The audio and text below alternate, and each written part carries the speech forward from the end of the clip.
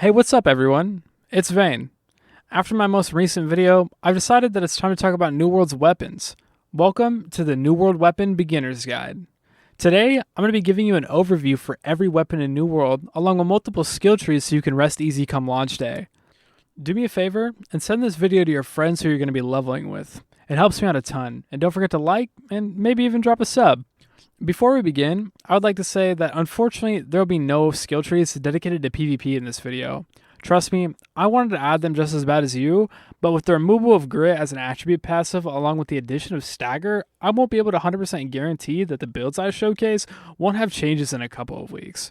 With all that being said, let's get into the video. To start, let's talk Spear. Spear is hands down the best utility weapon in the entire game. Rend, Weaken, and CC all built into one weapon is your dungeon group's recipe for success. Even just having one person main-handing Spear is enough to carry your entire group through New World's hardest encounters. Spear's 6 signature abilities are Cyclone, Javelin, Sweep, Perforate, Skewer, and lastly Vault Kick. For the sake of your and my time, let's pretend Vault Kick doesn't exist. Just know it's really mid. Let me show you these two trees. Perforate and Skewer are a match made in heaven, and there isn't a single scenario where I wouldn't recommend not running at least both of these abilities on a spear tree. If you want crowd control with your spear, I highly recommend picking up the Sweep tree as it's amazing in all group content.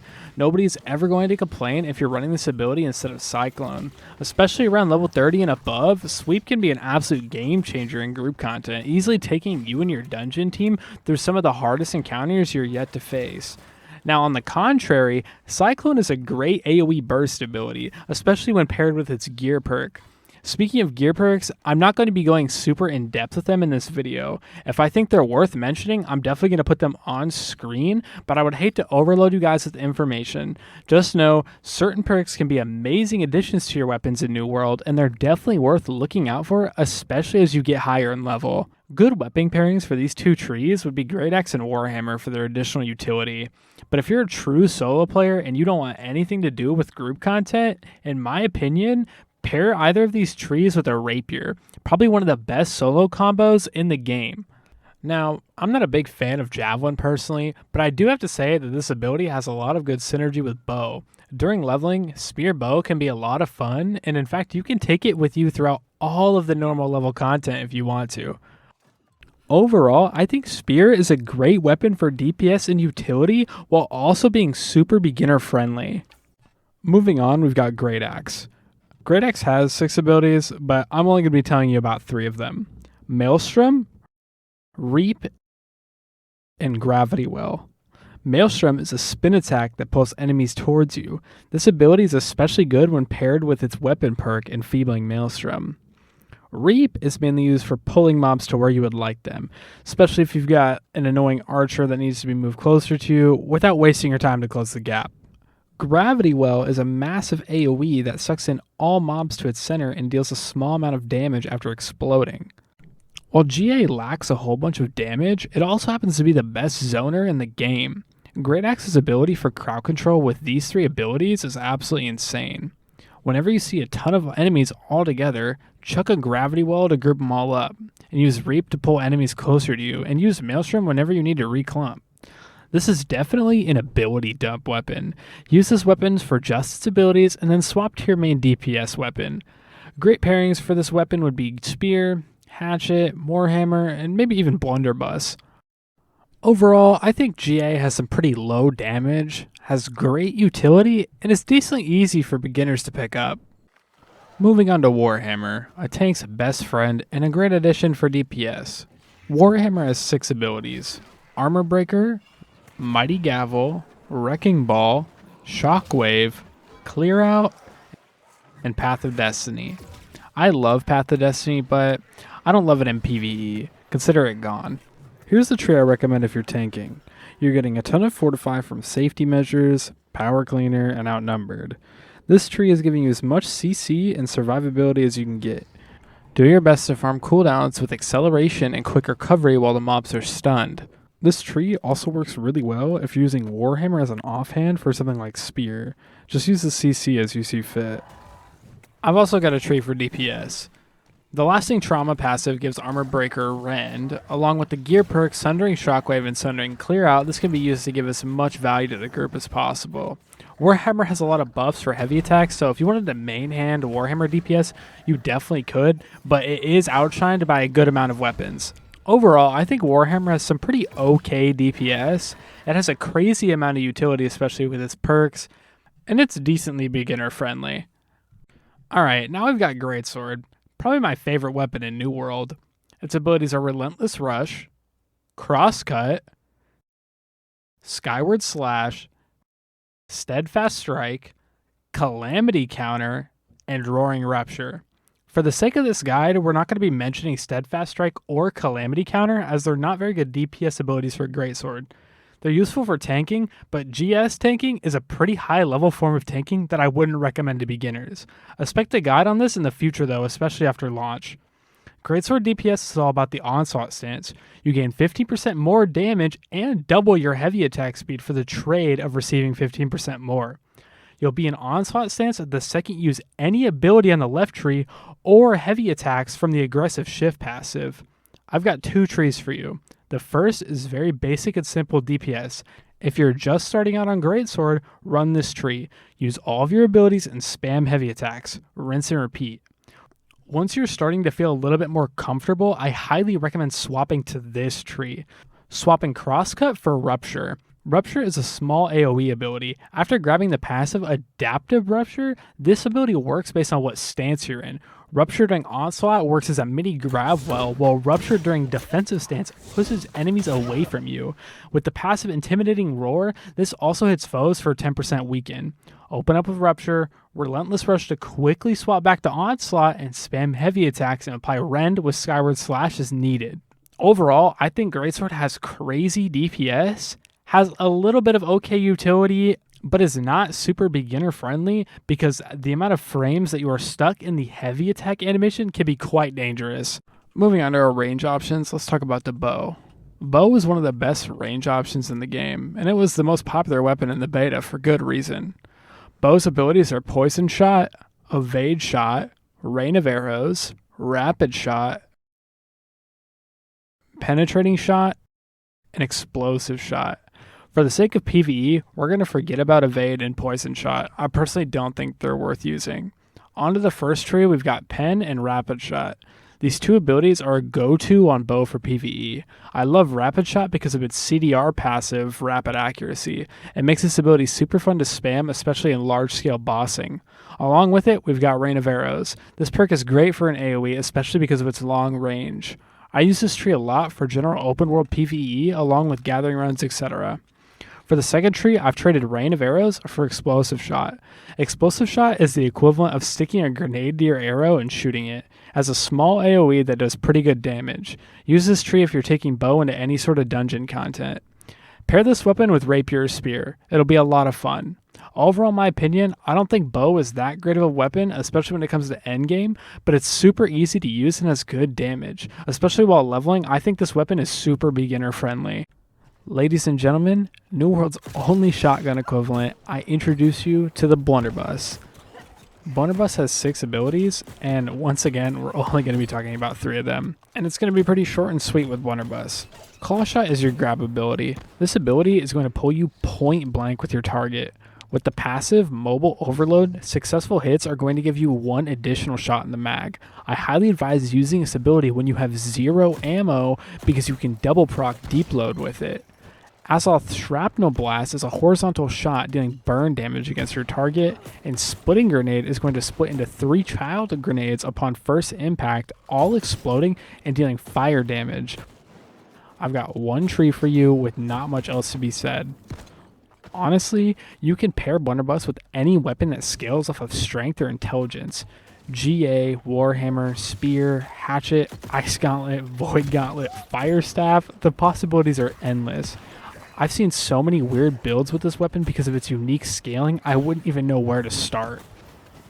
Blunderbuss is a great weapon for damage, but unfortunately has very little utility, and it is quite complex to use for a beginner. But this weapon can be a lot of fun once you learn how to use it. Moving on, we've got Musket. Listen, there are a lot of haters out there when it comes to Musket and PvE, and trust me, I think it's bad too. But when paired with the Rapier, Musket can be a great weapon, especially for dumping its abilities and swapping weapons. We're using Power Shot, Powder Burn, and Sticky Bomb. Power Shot is one of the only abilities in the game that actually gets bonus damage from being used in PvE. Especially with Refreshing Power Shot, its unique weapon perk, this ability alone sends Musket burst DPS into the stratosphere. Powder Burn is Power Shot's little brother, but with a damage over time effect, and Sticky Bomb is exactly what it sounds like. Yes, you get to throw a grenade. Overall, I think this weapon is incredibly viable, but I wouldn't recommend using it, especially if you're a beginner, but it definitely has some insane potential in endgame. With all that being said, let's move on to New World's magical weapons, starting off with the Firestaff.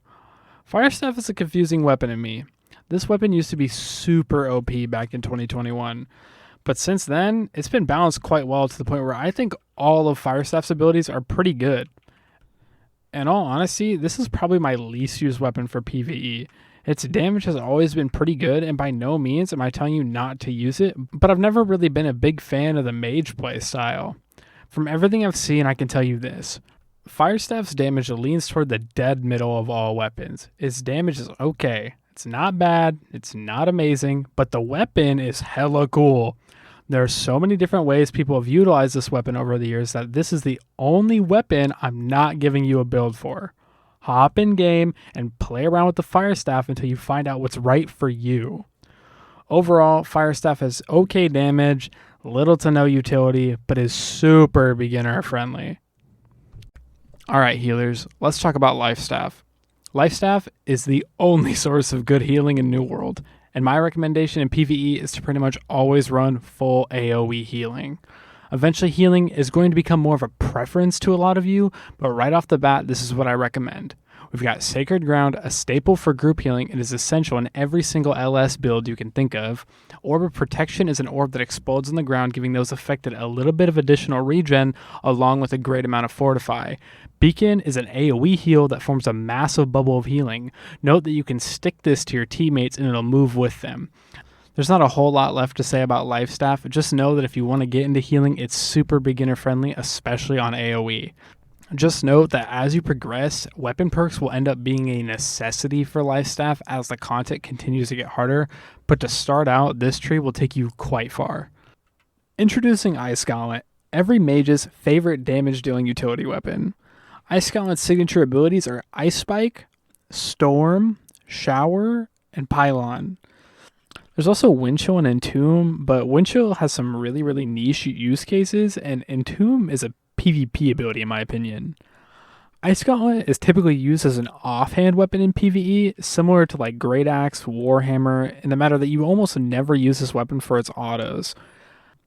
Personally, I cast Storm or Shower and then immediately cast Ice Spike and then swap to my other weapon. I've also got another tree for you that swaps Spike for Pylon, and I would use this tree if I don't really feel like using Spike and would rather have a little turret deal a small amount of chip damage to mobs. Ice Gauntlet pairs really well with Rapier, Blunderbuss, and Firestaff, and overall, Ice Gauntlet does pretty good burst damage with Ice Spike, has some really good utility, and is pretty beginner friendly. Moving on, we have Void Gauntlet. Void Gauntlet is a healer's best friend, but its buffs can also make it a good pairing with weapons like Rapier and Ice Gauntlet. Here's what we've got. Scream, Void Blade, Oblivion, Tether, Orb of Decay, and Essence Rupture. I don't recommend using Tether or Essence Rupture, especially right off the bat. These abilities have extremely niche use cases, and they will provide little to no benefit to you, especially in early game. Late game, maybe you can start theory crafting. Here's what I've got for Void Gauntlet DPS. You can definitely consider using Void Blade as another way to DPS when pairing this weapon with Ice Gauntlet, Firestaff, or Lifestaff. Void Blade removes the ability to use range attacks and instead summons a blade that can melee. Oblivion is a massive ground AoE that empowers your teammates, and with its perk Nullifying Oblivion, it removes buffs from mobs. Great for using in any PvE situation, especially in large group pulls. Lastly, we've got Scream. Scream is a 2-second root, uses to lock down any mob while your team needs a second to breathe. Orb of Decay is an ability I would trade for Void Blade, especially if you're like a beginner healer. Just a super easy ability to use along with Oblivion and then swap back to Lifestaff. But if you're intending to like solo level with Lifestaff, then you definitely need Void Blade for a lot of your solo endeavors. Void Gauntlet has some pretty bad damage, but has some insane buffs for you and your team. I don't think this weapon is super beginner friendly, but I think it's essential to learn how to use this weapon at some point in your journey around Aeternum.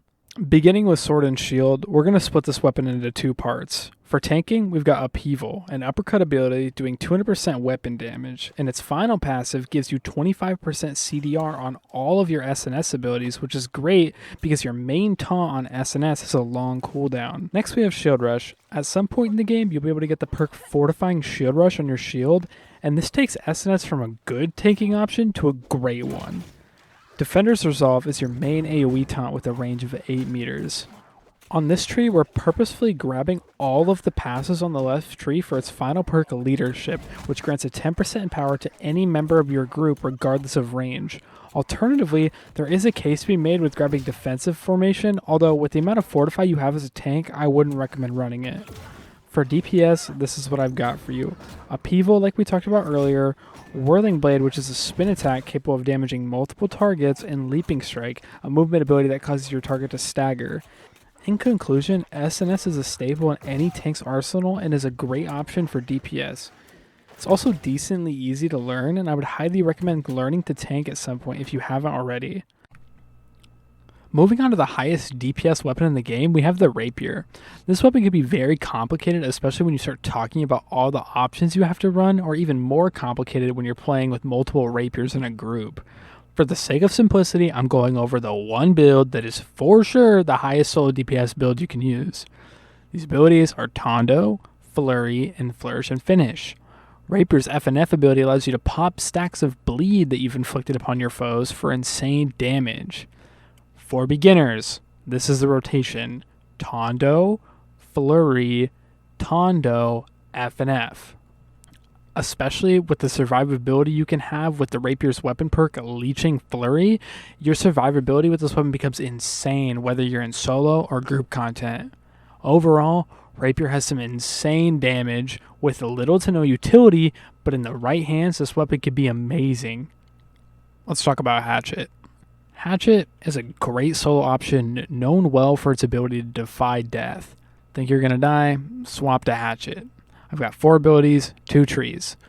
Berserk increases your damage and movement speed along with giving you 5% lifesteal once you've unlocked all of its passives. Raging Torrent is a multi-swipe attack doing 90% weapon damage per hit, and Rending Throw. I think it explains itself. An Infected Throw is similar. Throw a hatchet that infects your target with Plague upon hit. The last perk on the skill tree also makes this ability an AoE Plague. This first tree that I'm showing you is utilizing Hatchet's passive Aim Throw. Picking up this perk removes your ability to block, but in trade lets you throw hatchets instead. I love this perk. Allows you to attack mobs from a distance, and honestly the hatchets do some pretty good damage overall. If you would prefer the ability to block, then I prefer to use Infected Throw, as I think it has more value for its Plague and Weaken. Overall, Hatchet has always been a staple of DPS in New World, and I don't see that changing anytime soon. It's got good damage, decently utility, and it's probably one of the most beginner-friendly weapons in the entire game. Honestly, you can pair this weapon with anything that scales with strength or dexterity. It's up to you. Ladies and gentlemen, lastly we have the Flail. I'm going to be honest, this is probably the overall least used weapon in New World, and as of the time of posting this video, from what I've seen and experienced, the only way you should use this weapon is if you intend to tank with it. Healers are better off running Void Gauntlet in PvE, but this is New World. You can definitely make something work to play however you would like. For tanking, I use Arcane Smite. This places an AoE circle in the fort, inflicting stacks of impairment. Arcane Vortex is a wide-range AoE ability that inflicts damage, but also cleanses all movement debuffs, and grants Empower to all your allies. Your only taunt on Flail is Warding Bludgeon.